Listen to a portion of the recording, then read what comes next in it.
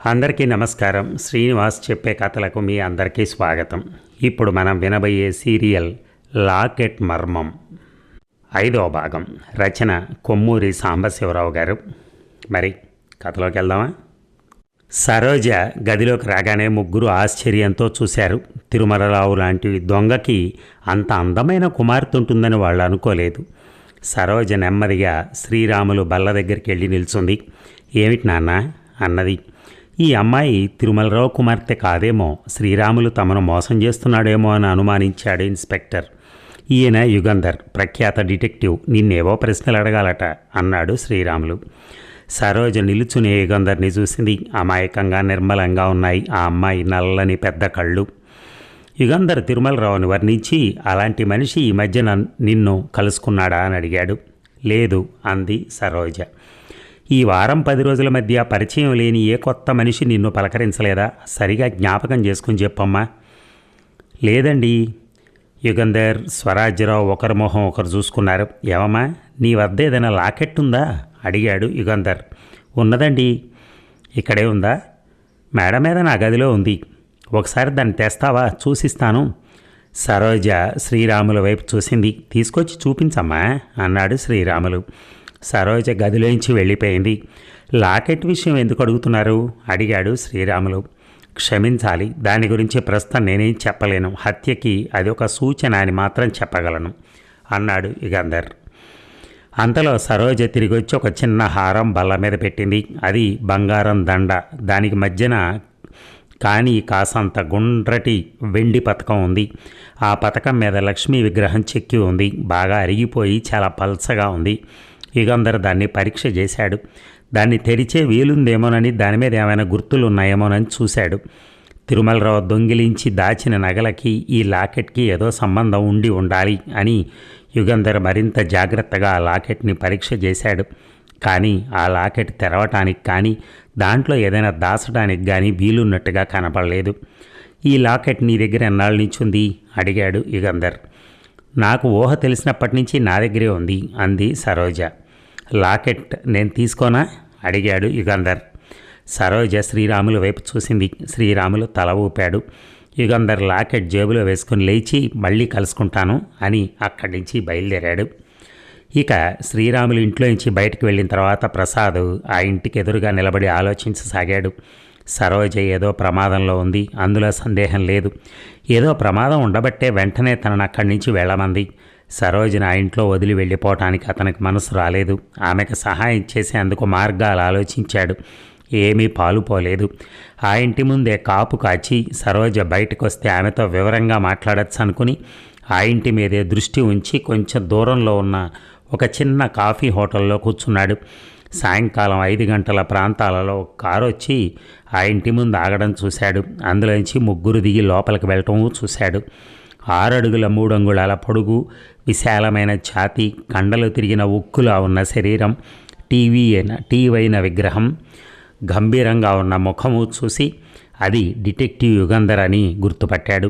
ఆతృతతో హోటల్లోంచి బయటకొచ్చి కారు దగ్గరికి వెళ్ళి కొంచెం దూరంలో నిలబడ్డాడు. 20 నిమిషాల తర్వాత ఆ డిటెక్టివ్లు ముగ్గురు తిరిగి వచ్చారు. డిటెక్టివ్ యుగంధర్ కదూ అడిగాడు ప్రసాద్ కారెక్కబోతున్న యుగంధర్ని. యుగంధర్ తల ఊపాడు. నా పేరు ప్రసాద్. మీరు శ్రీరాములు ఇంట్లోకి వెళ్ళటం చూశాను.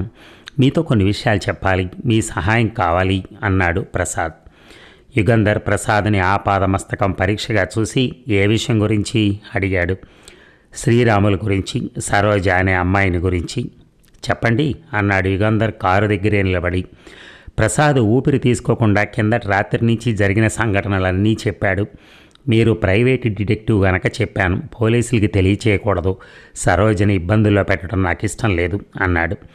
మఫ్టీలో ఉన్న స్వరాజ్యరావు పోలీస్ ఇన్స్పెక్టర్ అని ప్రసాద్కి తెలియదు. తెలిస్తే చెప్పేవాడు కాదేమో అనుకున్నాడు యుగంధర్. అంతలో ఢామ్ ఢామ్ అని చప్పుడైంది. కెవ్వుమని కేక వినపడింది. క్రిజ్లర్ కారు దగ్గర నిల్చున్న నలుగురు ఒకేసారి తలెత్తి శ్రీరాములు ఇంటివైపు చూశారు. ప్రసాద్ ఒక్క ఉరుకులు ఆ ఇంట్లోకి పరిగెత్తాడు. అతని వెనకనే యుగంధర్, రాజు, స్వరాజ్యరావు పరిగెత్తారు. వీధిలో పోతున్న జనం పరిగెత్తుతున్న నలుగురిని ఆశ్చర్యంతో నోళ్లు తెరుచుకుని చూస్తూ నిలబడ్డారు. సరోజ సరోజ అని పిలుస్తూ ఇంట్లో ప్రవేశించాడు ప్రసాద్. అతని వెనకే యుగంధర్ ఇంట్లోకి వెళ్ళారు. ప్రసాద్ శ్రీరాములు ఆఫీస్ గది ముందు ఆగిపోయాడు. అతని వెనకే పరిగెత్తుకొచ్చిన ముగ్గురు డిటెక్టివ్లు విభ్రాంతులై నిలబడిపోయారు. ఆ గది మధ్య నేల మీద పడుంది సరోజ. ఆమె భుజం మీద నుంచి రక్తం కారుతోంది. కారిన రక్తం ఆమె చుట్టూ ఎర్రని రక్తం మడుగు కట్టింది. సరోజ కొంచెం దూరంలో నిశ్చలంగా పడున్నాడు శ్రీరాములు. అతని ఛాతీ మీద నుంచి కారిన రక్తం చిన్న కాలవగా తయారైంది. సరోజ అంటూ ప్రసాద్ గద్గద స్వరంతో గదిలోకి అడుగుపెట్టాడు. ఇన్స్పెక్టర్ స్వరాజ్యరావు ప్రసాద్ భుజం పట్టుకుని చటుక్కున వెనక్కి లాగాడు. యుగంధర్ ప్రసాద్ పక్క నుంచి గదిలోకి ప్రవేశించారు. యుగంధర్ వెనకే రాజు గదిలోకి వెళ్ళాడు. నువ్విక్కడే ఉండు, లోపలికి రాకు అంటూ ఇన్స్పెక్టర్ కూడా లోపలికి వెళ్ళాడు. యుగంధర్ తిన్నగా పడున్న సరోజ దగ్గరికి వెళ్ళాడు. చకచక ఆమె భుజం మీద గాయాన్ని పరీక్షించాడు. జేబులోంచి రుమాలు తీసి ఆమె భుజం మీద గట్టిగా కట్టాడు. శ్రీరాములు పోయాడు అన్నాడు రాజు నెమ్మదిగా. ఇంకో రుమాలు ఇవ్వండి ఎవరైనా, కేక వేశాడు యుగంధర్. ప్రసాద్ ఇన్స్పెక్టర్ హెచ్చరిక లెక్క చేయకుండా ఒక కంగలో యుగంధర్ దగ్గరికి వెళ్ళి జేబులోంచి రుమాలు తీసిచ్చి తర్వాత వేసుకున్న షర్టు చిర్రున చింపి యుగంధర్కి అందించాడు. థ్యాంక్స్, ప్రమాదమేమీ లేదనుకుంటాను, గుండు భుజంలో గుచ్చుకుంది, త్వరగా అంబులెన్స్కి టెలిఫోన్ చేయండి అన్నాడు యుగంధర్ ప్రసాద్తో. అక్కడే బల్ల మీద ఉన్న టెలిఫోన్ దగ్గరికి ఒక్క గంతులో వెళ్ళి అంబులెన్స్ కోసం టెలిఫోన్ చేశాడు ప్రసాద్. త్వరగా, క్షణంలో రావాలి అన్నాడు. స్పృహ లేకుండా పడి ఉన్న సరోజకు కట్టుగట్టిన తర్వాత యుగంధర్ శ్రీరాములు పడున్న చోటికి వెళ్ళాడు. నిర్జీవంగా పడున్న శ్రీరాముల్ని చూసి యుగంధర్ పెదిమ విరిచాడు. ఒకసారి గదంతా చూశాడు. ఇన్స్పెక్టర్ గదిలో లేడు. యుగంధర్ తనలో తాను నవ్వుకున్నాడు. ప్రమాదం జరగగానే గాయపడిన వాళ్ళని రక్షించడం గురించే తను, రాజు, ప్రసాదు ఆలోచించారు. ఇంకొక ఆలోచనే రాలేదు. 20 ఏళ్లుగా పోలీసు ఉద్యోగంలో ఉన్న స్వరాజ్యరావు ఆలోచన ఇంకో దారిన వెళ్ళింది. హంతకుడు ముందు గుమ్మంలోంచి బయటికి వెళ్ళలేదు గనక ఇంట్లోనే ఎక్కడో ఉండాలి అనుకుని ఇల్లంతా వెతుకుతూ ఉంటాడు. అంబులెన్స్ వస్తోందండి సరోజకి అని వాక్యం పూర్తి చేయకుండా ఆగాడు ప్రసాద్. భయమేమి లేదు అన్నాడు యుగంధర్. అంతలో టెలిఫోన్ మోగింది. యుగంధర్ రిసీవర్ తీసుకుని హలో అన్నాడు. యుగంధర్ గారేనా అడిగారు అవతల నుంచి. యుగంధర్ ఆశ్చర్యానికి అంతులేదు. ఆ కంఠస్వరం తను ఇదివరకు విన్నాడు. అవును అన్నాడు. మీకు 2 శవాలని కానుక ఇచ్చాను, కాచుకోండి. నా హెచ్చరిక లెక్క చేయలేదు. ఈసారి మీ అసిస్టెంట్ రాజు శవం చూస్తారు, తర్వాత మీదే అని హంతకుడు పెద్దగా నవ్వి టెలిఫోన్ పెట్టేశాడు. సరిగ్గా అదే సమయానికి ఇన్స్పెక్టర్ రొప్పుకుంటూ వచ్చాడు. హంతకుడు పెరటి దారిన పారిపోయాడు అన్నాడు. యుగంధర్ తల ఊపి అవును, ఇప్పుడు నాకు టెలిఫోన్ చేసింది హంతకుడే. శ్రీరాములు, సరోజ ఇద్దరూ చనిపోయారని హంతకుడు అనుకుంటున్నాడు. సరోజకు ప్రమాదం లేదని హంతకుడికి తెలియకూడదు ప్రసాద్. మీరు కూడా ఎవరితోనూ చెప్పకండి. చెప్తే మరొకసారి ఇటువంటి పొరపాటు జరగకుండా జాగ్రత్త పడతాడు హంతకుడు అన్నాడు యుగంధర్. ప్రసాద్ ఎవరికీ చెప్పను అని తల ఊపాడు. ఇక ఇంకో గంటలో స్పృహ వస్తుంది, ప్రమాదమేం లేదు. చాలా రక్తం పోయింది కనుక కొన్ని రోజుల వరకు బాగా నీరసంగా ఉంటుంది అన్నాడు సర్జన్ ఆపరేషన్ థియేటర్లోంచి బయటికి రాగానే.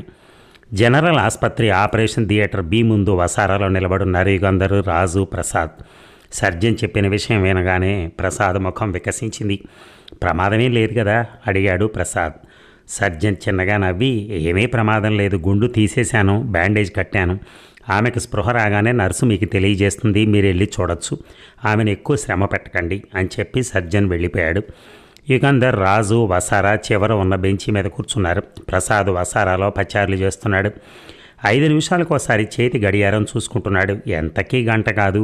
గడియారం వంకే చూస్తూ ఉంటే ముళ్ళు త్వరగా కదలవు, దాని వంక చూడకపోతే గబగబా పరిగెత్తుతాయి అనుకున్నాడు ప్రసాద్.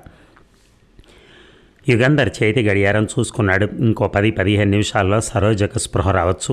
నెమ్మదిగా లేచి డ్యూటీ నర్సు బల్ల దగ్గరికి వెళ్ళి ఒకసారి మీ టెలిఫోన్ ఉపయోగించుకోవచ్చా అడిగాడు. నర్సు తల ఊపింది. హలో, క్రైమ్ బ్రాంచా? ఇన్స్పెక్టర్ స్వరాజ్యరావు కనెక్ట్ చేయండి అన్నాడు. 2 క్షణాల తర్వాత ఇన్స్పెక్టర్ కంఠస్వరం వినిపించింది. యుగంధర్ స్పీకింగ్. సరోజకి ఇంకో 10-15 నిమిషాల్లో స్పృహ వస్తుంది, మీరు వస్తారా? యుగంధర్, నేను ఇప్పుడు రాలేను, ఇంకొక అర్జెంట్ కేసు వచ్చింది. కమిషనర్ నాకు టెలిఫోన్ చేసి వెంటనే వెళ్ళి దర్యాప్తు చేయమన్నారు. సరోజ స్టేట్మెంట్ రాసుకునేందుకు సార్జెంట్ను పంపిస్తాను, తర్వాత వీలు చూసుకుని మిమ్మల్ని కలుసుకుంటాను అన్నాడు స్వరాజ్యరావు. సరే, కమిషనర్ అంత ఇంట్రెస్ట్ తీసుకుంటున్న అర్జెంట్ కేసు ఏమిటి అడిగాడు యుగంధర్. స్వర్ణలత పేరు మీరు వినే ఉంటారు కదా, ప్రఖ్యాత సినిమా తార మాయమైందట. ఎవరో ఎత్తుకుపోయారని అనుమానిస్తున్నారు. విచిత్ర పరిస్థితుల్లో కనిపించకుండా పోయిందట. ఆమె భర్త ఒక ఫిలిం ప్రొడ్యూసర్, ఆయన రిపోర్ట్ చేశారు. అంతేకాదు ఇంకో డజన్ మంది పెద్ద పెద్ద ప్రొడ్యూసర్లు వెంటనే ఆమె జాడలు తెలుసుకోమని కోరుతూ కమిషనర్కు ఫోన్ చేశారు. సినిమా ప్రొడ్యూసర్ల సంఘం వారు ఆఫీస్కి వచ్చి కమిషనర్ని కలుసుకున్నారట. వెంటనే ఆమె ఆచూకీ ఆరా తీయవలసిందని అడిగారు. ఎందుకు అంత హంగామా? సినిమా తారలు విచిత్రమైన వ్యక్తులు. ఏ హీరోతోనో బెంగళూరో మైసూరో వెళ్ళుంటుందేమో అన్నాడు యుగంధర్. స్వరాజ్యరావు నవ్వాడు. చివరికి అంతే అవుతుంది. ఈలోగా మమ్మల్ని నానా గొడవ చేస్తారు. ఊపిరి తీసుకొనివ్వరు. ఆ స్వర్ణలత 22 చిత్రాల్లో నటిస్తోందట.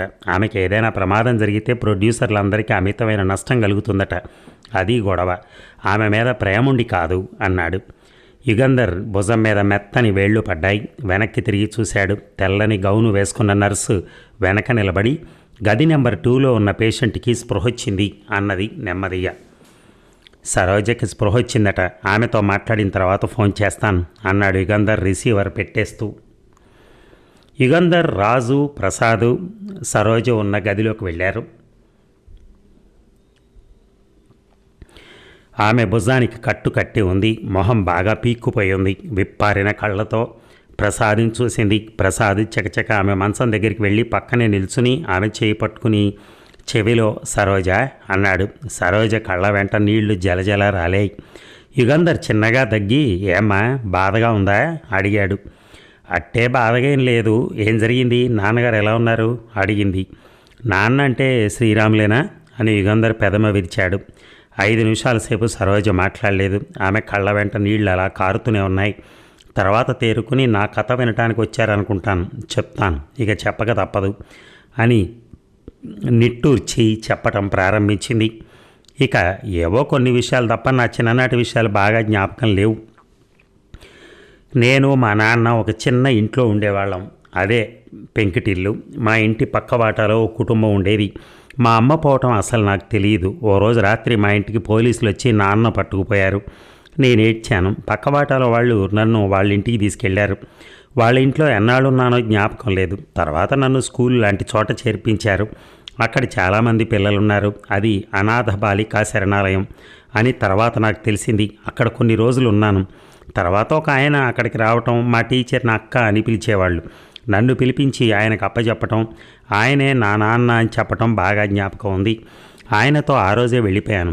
ఆయనే శ్రీరాములు. ఆయన్ని నాన్న అని పిలిచేదాన్ని. శ్రీరాములు గారు నన్ను చాలా గారాబంతో ప్రేమగా చూసుకునేవారు. మంచి బట్టలు కొనిపెట్టేవారు. కావలసిన వస్తువులన్నీ తెచ్చిపెట్టేవారు. స్కూల్లో చేర్పించారు. క్రమంగా నా చిన్ననాటి విషయాలు మర్చిపోయాను. నిజానికి మా నాన్నని పూర్తిగా మర్చిపోయాను. శ్రీరాములు గారే మా నాన్న అనుకుంటూ సుఖంగా పెరిగాను. సరోజ 5 నిమిషాలు మౌనంగా ఉండిపోయి ఊపిరి తీసుకుని మళ్ళీ ప్రారంభించింది. 7 రోజుల క్రితం ఓ సాయంకాలం నేనేవో వస్తువులు కొనుక్కునేందుకు బజారుకు వెళ్ళాను. 5 క్రాఫ్ట్స్ రోడ్లో ఒక షాపులో నాకు కావలసిన వస్తువులు కొనుక్కొని మెరీనాకు వెళ్ళాను. నేను ఇంటి నుంచి బయలుదేరినప్పటి నుంచి ఎవరో నా వెంట రావటం చూస్తూనే ఉన్నాను.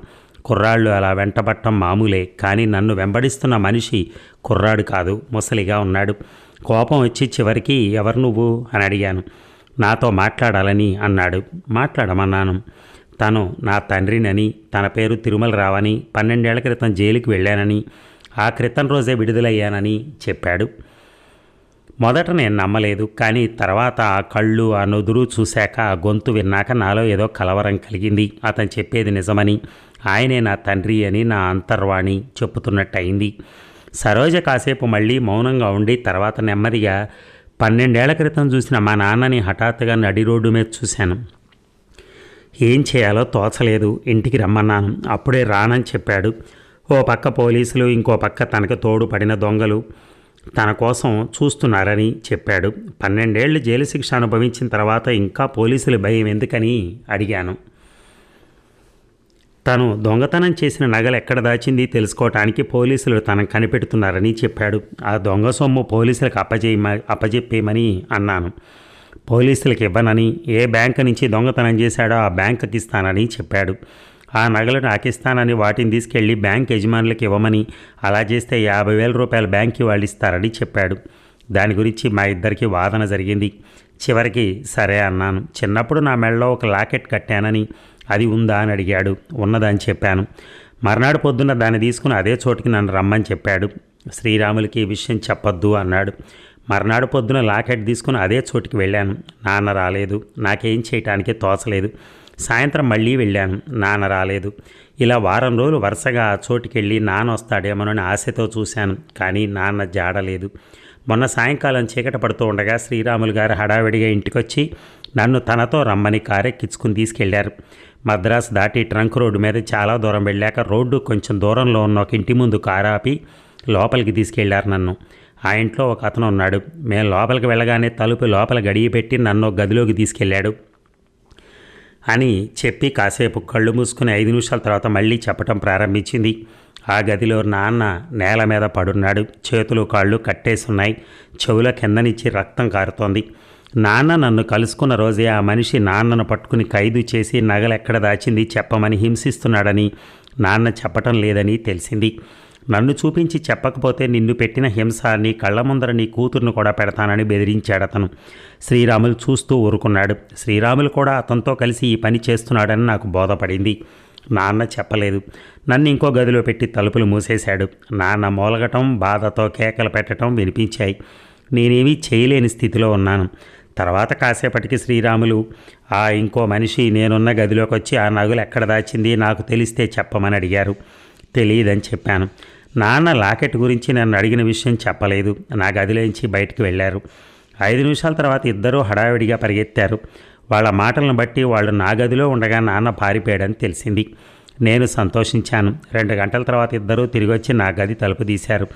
నన్ను బెదిరించసాగారు.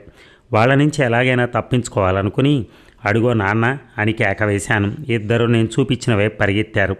ఆ అదును చూసుకొని నేను రోడ్డు మీదకి పరిగెత్తాను. అప్పుడే ఈయన కారు రోడ్డు మీద వస్తోంది. ఆపాను. ఈయన నన్ను వాళ్ళ ఇంటికి తీసుకెళ్లారు అన్నది సరోజ ప్రసాద్ని చూపించి. ఆ రాత్రి ప్రసాద్ ఇంట్లోంచి నన్ను ఎత్తుకుపోయారు. నేను కళ్ళు తెరిచేటప్పటికి శ్రీరాములు గారింట్లో నా గదిలో ఉన్నాను. పోలీసులు వచ్చిన ప్రసాద్ గారు వచ్చిన రాత్రి జరిగింది ఏదీ చెప్పకూడదని, నాన్న చిక్కాడని చెప్తే నాన్నని చంపేస్తామని బెదిరించారు నన్ను. నాన్నని చంపేస్తారని భయపడి ప్రసాద్ గారు వస్తే ఆయన ఎవరో తెలియదని అబద్ధం చెప్పాను. తర్వాత నాన్న నగలు ఎక్కడ దాచిపెట్టింది నాన్న నాకు చెప్పు ఉండాలని, ఆ విషయం తమకు చెప్పకపోతే నాన్నని చంపుతామని నన్ను బెదిరించారు వాళ్ళు. భయం వేసి లాకెట్ గురించి నాన్న నన్ను అడిగిన విషయం చెప్పేశాను. ఆ లాకెట్ వెంటనే తెచ్చి ఇవ్వమన్నారు. ఇచ్చాను. దాన్ని పరీక్ష చేసి పెదములు విరిచారు. నాన్న ఇచ్చిన లాకెట్ అది కాదు అన్నారు. శ్రీరాములు గారు ఇంట్లోనే ఉండిపోయారు. ఆ రెండో మనిషి బయటికి వెళ్ళాడు. తర్వాత మీరు వచ్చారు. లాకెట్ అడిగి తీసుకున్నారు. మీరు వెళ్ళి 2 నిమిషాలకు ఆ రెండో మనిషి పెరటి దారిన వచ్చాడు.